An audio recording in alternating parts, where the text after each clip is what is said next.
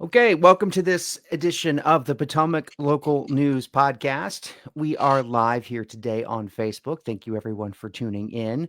I am the founder and publisher of Potomac Local News. My name is Uriah Kiser. And joining us on the podcast today is Ian Ollis. He is the administrator of FAMPO. And I'm going to demystify that acronym for you. That is the Fredericksburg Area Metropolitan Planning Organization. Mr. Ollis, thank you for coming on the podcast with us today. Thank you for having me. Look forward to the chat.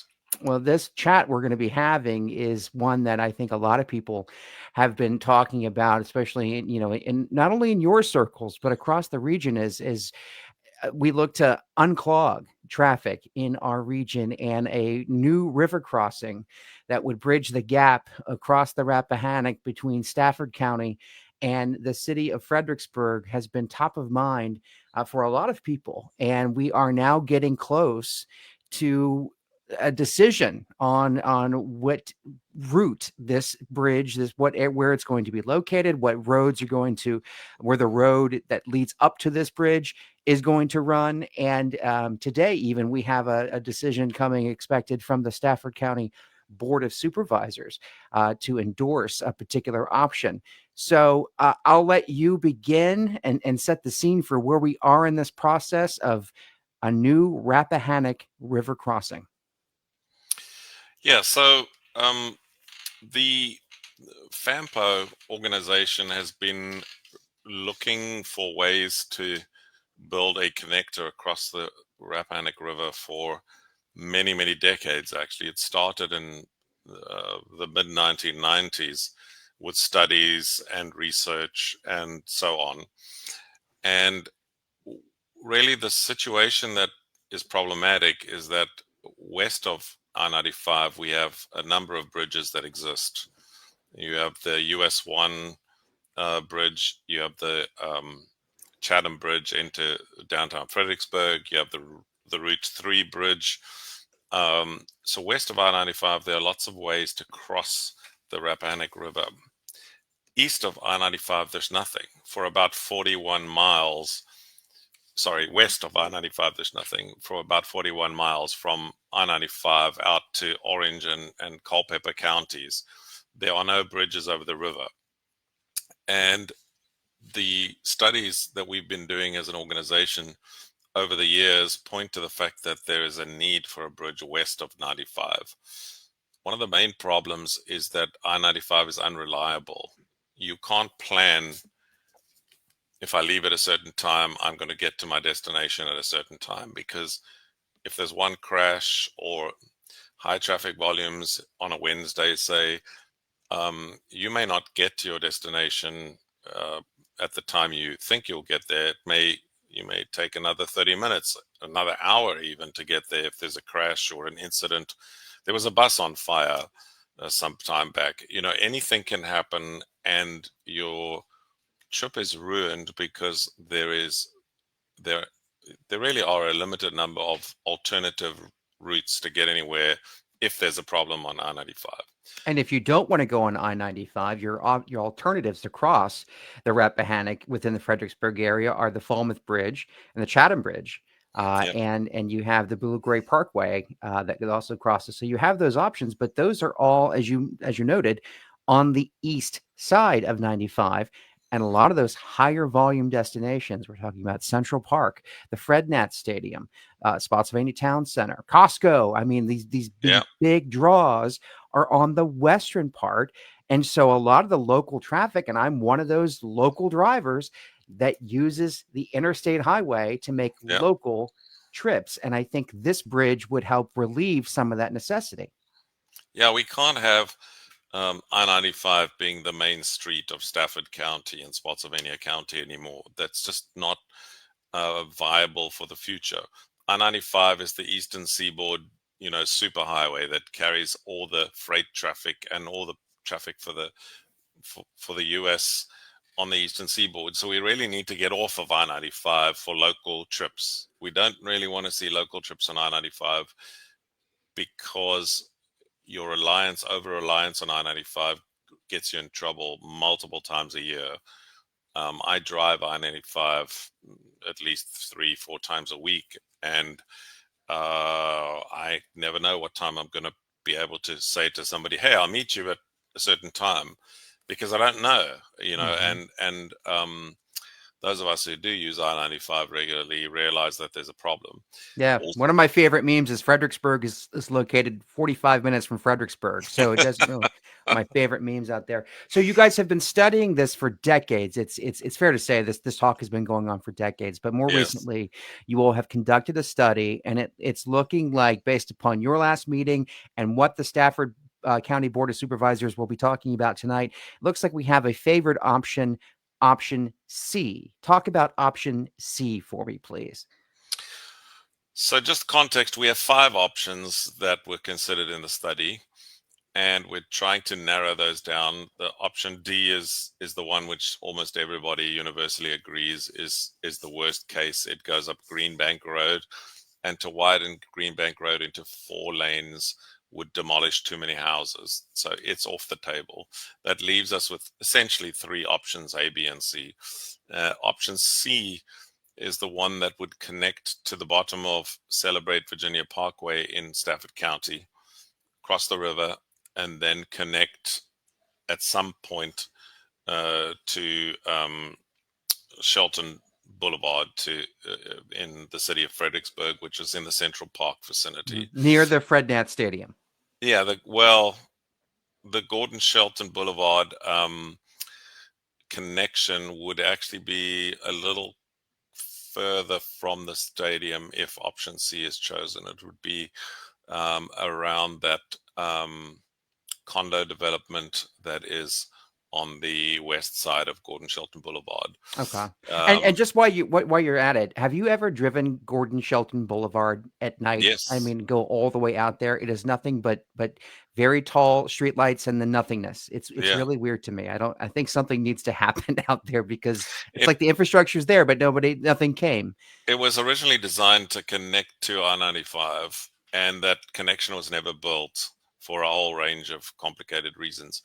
And then it was going to be used to further develop, I think, housing and so on would be built out there, but it never was. Option A was another option we considered, and that would connect to not Gordon Shelton, but would connect to Carl de Silva near the ballpark and go past the quarry, cross the river very close to I-95, and then head up a new roadway that would be constructed through Stafford County, parallel to Celebrate Virginia Parkway, and then turn right onto a little known street called Commerce Drive or Commerce Parkway. And that actually is the other side of US 17 from Plantation Drive. And the idea is that the new roadway would connect to eventually Plantation Drive, which is 4 lanes divided currently. And that eventually connects up to Enon Road, because Stafford County is planning a roadway from Enon Road up a new roadway section up to Centerport Parkway, which gives you another access to I-95 and also a roadway north towards the Courthouse Road in Stafford County. So all of this to say that we're trying to build a connection across the river that could ultimately become a north-south roadway through Stafford County that has nothing to do with 95. It's a Mhm. completely separate route to traverse north and south through Stafford County and through the city of Fredericksburg, that does not require you to get onto an interstate highway at all. That's the eventual goal. So this is one piece of that future connection, and the option C, which Stafford County is considering as their recommended option tonight, is that option that connects to the bottom of Celebrate Virginia Parkway in Stafford, crosses the river, and then goes up to Gordon Shelton Boulevard in the city of Fredericksburg. Um, Fredericksburg is considering also a plan to build a data center development in the vicinity of Gordon Shelton Boulevard. And that site plan has not yet been released, so we don't yet know exactly what that's going to look like. But it's also in the same vicinity, so there may have to be some reorganization to be able to get both the roadway in and the data centers in, which has led to some confusion and backwards and forwards about this whole project. Yeah, so it's fair to say that um, Stafford has to vote on this tonight because it's in their county, right? They have to get their sort of a consensus on where they want the road to go. Hmm. Um, and because there are some things that are still hanging out there, like this data center complex, um, the things could be tweaked, right? Yeah, yeah. Later on down the road. Yeah, the city of Fredericksburg has also got to weigh in on this. And these two jurisdictions actually called for this study back in a couple of years ago when we started the process. We received a letter from Stafford County and a letter from the city of Fredericksburg saying, please will we investigate? Please will we study this vicinity and find a way to cross the river, which is what we have done. We've established that there are 5 possible ways to do it. Some of those are better, some of those are worse, and they're now considering the environmental study, the traffic modeling that we did with our consultants, and assess the impacts, potential impacts of building this new roadway and bridge. And I believe the city also is considering their options next week. FAMPO meets again, the FAMPO Policy Committee meets again on June the 16th, and we're expecting them to make a decision on what we call the locally preferred option Okay. on June the 16th, assuming that there's some agreement by a majority of the policy committee members, which we don't know yet. We haven't got to June the 16th. We'll only know on the day whether there is some consensus on which is the best option. And essentially, if you're on 17, when this thing is, when and if this bridge is built, it's going to be an easy slip in to Central Park, essentially, an easy entry from Stafford into the city of Fredericksburg. Yes. So once the option's chosen, once people get their heads together on where the road's going to run, where the bridge is going to be located, I know VDOT has to come in and do their thing. So what are the next steps? It's not like this is going to be built next year. What are the next steps here? Yeah, it's quite a process. So FAMPO will vote on a locally preferred option if there is agreement. If there's no agreement, we pause the whole project. But if there is agreement, there'll be a locally preferred alternative. You then have to do a full NEPA certification, which VDOT will handle. And that involves actual soil testing and site visits and a whole lot of tests that need to be done. And they will consider also what happens if we do nothing. So there'll be a no build option. They'll consider the locally preferred option and may look at 1 or 2 other alternatives as well. And then they have to consider environmental impacts and traffic impacts and a whole bunch of things again. So there's a second bite at the cherry. And VDOT will also do public engagements to allow the public to express their views one final time before that NEPA certification is achieved. And the NEPA certification leads to an engineering uh, uh, design and engineering study, which VDOT will also do as part of that NEPA process. And that engineering will decide the exact alignment of that roadway and the bridge, the altitude of the bridge, how high it is above the river, which is another consideration, the width of the bridge. Likely to be a 2-lane bridge, if I'm not mistaken. Is that correct? No, it's a 4-lane bridge proposal with a shared use path on one side, so a bike and pedestrian path on one side. Gotcha. So it will be wider than the other. Well, the Falmouth Bridge is 4 lanes, but Chatham is 2, and so on and so forth. So interesting. Okay, No. The Chatham Bridge and the Falmouth Bridge are both 4 lanes currently. Okay, gotcha. And then the Blue Gray Parkway is 4 lanes as well. Yeah. Okay. So if you mentally picture the Chatham bridge now, there is I'm not talking about the US 1 bridge. I'm talking about the one that goes into downtown Right Fredericksburg. there on William Street. Yeah. That bridge currently has 4 lanes plus a shared use path, and it's a similar configuration that we would have with this bridge, except we would have it divided down the middle. The one into Fredericksburg doesn't have the median divider that separates the traffic, but we'd put that in because that's a modern design standard.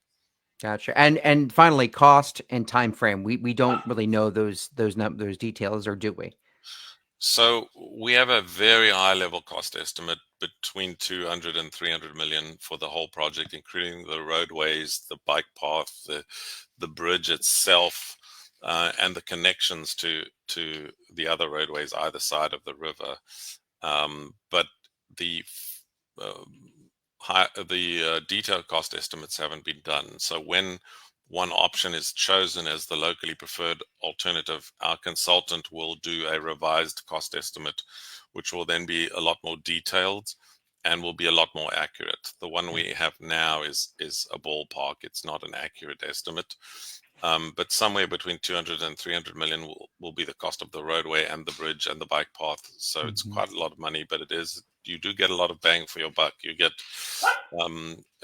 you know, 4 lanes of roadway, 4-lane bridge, bike path that's wide enough for people to walk on and cycle on. And so it's really a multimodal bridge. The Fred buses and the OmniRide buses will also be able to use the bridge to collect passengers. So it's really a multimodal facility we're looking at.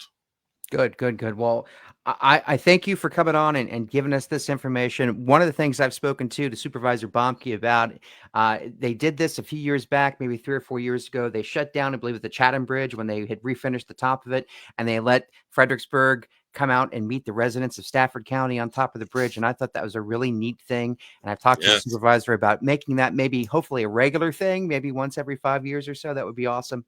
Just you come out on the bridge for a few hours and meet your neighbors. Certainly a unique event. Maybe we can do that with this new bridge here. Who knows? Well, you know, you'll be able to cycle halfway or walk halfway and then view the Rappahannock River from the bridge above, which will be quite something nobody's been able to do before at that, further west of I-95. Good deal. Good deal. Ian Ollis is the administrator at FAMPO. Thank you so much for joining us today on this Potomac Local News Podcast. Pleasure. Thanks for having me.